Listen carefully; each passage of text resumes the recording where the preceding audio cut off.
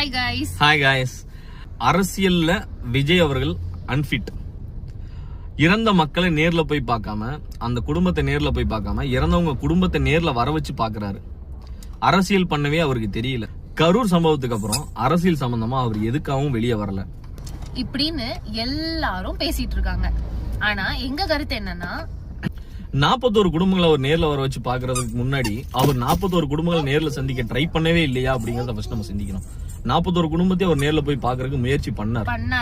But அது பிராக்டிகலா அது சாத்தியம்ன்றது கிடையாது. 41 வீட்டுக்கும் போலீஸ் பாதுகாப்பு கொடுத்து கண்டிப்பா அங்கேயும் கிரௌட் வந்துரும். மறுபடியும் அகைன் ஏதாவது தப்பான இன்சிடென்ட் நடந்துச்சுன்னா அதை யாராலையும் தாங்கிக்க முடியாது. அதனால அவரு அது மட்டும் இல்லாம 41 வீட்டுக்கு தனித்தனியா போக முடியாதுன்னு சொல்லிட்டு தான் கரூர்லயே ஒரு மண்டபத்தை புக் பண்ணி அந்த மண்டபத்துக்கு அங்க இருக்கிற 41 குடும்பத்தையும் வர வச்சு பார்க்கலாம் ட்ரை பண்ணாரு.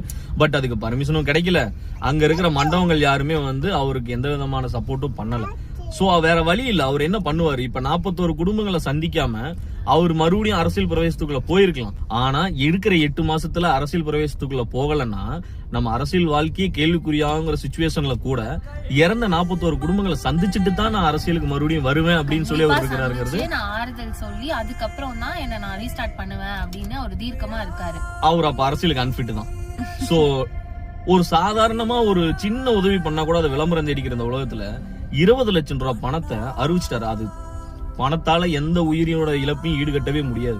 அவரோட தப்பு இருக்கலாம், இல்லாம இருக்கலாம், 1000 விஷயம் இருந்தாலும் அவர் ஒரு கூட்டத்துல இறந்த மக்களுக்கு அவர் பணத்தை அறிவிச்சதுக்கு அப்புறம் அந்த பணம் நம்ம சந்திக்கும் போதுதான் கொடுக்கணும் அப்படிங்கிற சிச்சுவேஷன் இல்லாம சந்திக்க முடியாத சூழ்நிலை வந்ததுக்கு அப்புறம் அவரா தீபாவளிக்கு முன்னாடி அட்லீஸ்ட் கொடுத்தா மக்களுக்கு கொஞ்சமாவது ஆறுதலா இருக்கும்னு சொல்லிட்டு அந்த பணத்தை அவர் ஆன்லைன்லயே டிரான்ஸ்பர் பண்ணி விட்டார்.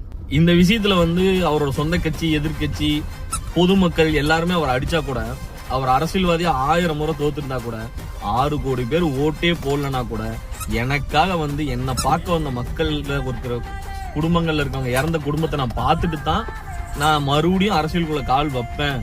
அதனால நான் தோத்து போனா கூட பரவாயில்ல அப்படின்னு நினைக்கிற விஜய் அரசியல்வாதியா ஜெயிக்காம இருக்கட்டும், சிஎம் ஆகாமே இருக்கட்டும், ஆனா ஒரு மனுஷனா என்ன பொறுத்த வரைக்கும் கண்டிப்பா ஜெயிச்சிட்டாரு. அவர் ஒரு பொலிட்டீஷியனா தோத்து போனா கூட ஒரு ஹியூமனா ரொம்ப பெரிய இடம் பிடிச்சிட்டாருன்னு தான் நாங்க சொல்லுவோம். சோ இதுக்காகவே நான் அவருக்கு சப்போர்ட் பண்றேன்.